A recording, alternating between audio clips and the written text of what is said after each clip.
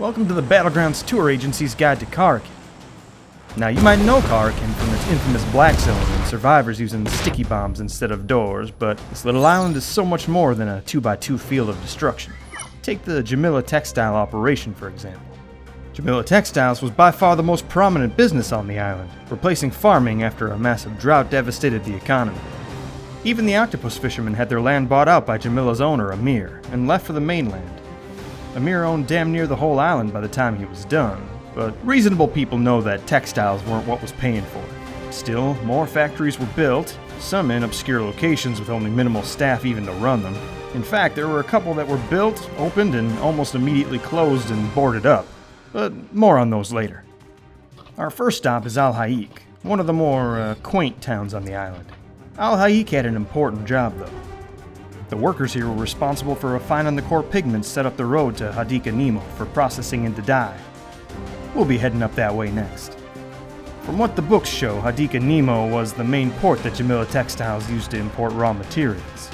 It was also the place where all the factory's dyes were mixed, as you can see from the multicolored vats here. Now, on the way to Abar is the first of those boarded up factories I talked about. They patched up the walls after the last battleground, but sure would be interesting to see what's going on in there. I got a feeling it wasn't making textiles. Next up is Abar, one of the biggest cities on Karakin. Abar was the city closest to many of the farmsteads on the island, and thus used to be a pretty big economic area. After the farmers had left and Jamila bought up their land, the city was mostly inhabited by factory workers. Speaking of Jamila, up on the hill over there is the main Jamila textile factory. Many people questioned this location for the main factory, as it was pretty far from both the main port cities and even a bit of a haul for Abar. But when you're trying to be discreet, it makes perfect sense. What, did I forget to mention that Amir was a smuggler? This whole island is one big smuggler's den with tunnels carved into the mountains all over the place. There are supposedly ways in across the land, but you have to have the right equipment to knock on the door, if you know what I mean.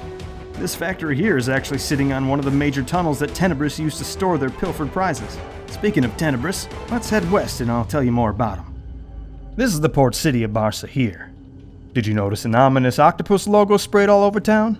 This was the mark of Tenebris, who were smugglers, pirates, gun runners. If it's shady, they probably had their tentacles in it.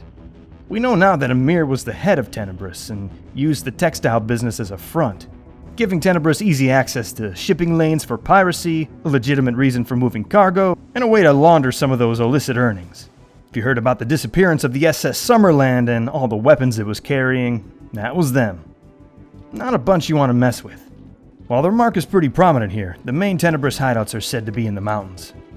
Not much to tell about our last city, Bashara, but people do need a place to live. This western town was mostly residential, with apartments and homes largely occupied by factory workers. There is one more interesting point to show you before we wrap up, though. Remember what I said about Tenebris? Well, let's just say that freight ships don't generally have a habit of beaching themselves. As for what happened to Tenebris, Amir, or the people of the island, that's a little tougher to say. All we know is, whatever happened, Karakin's story ended with the battlegrounds. That's it for this tour.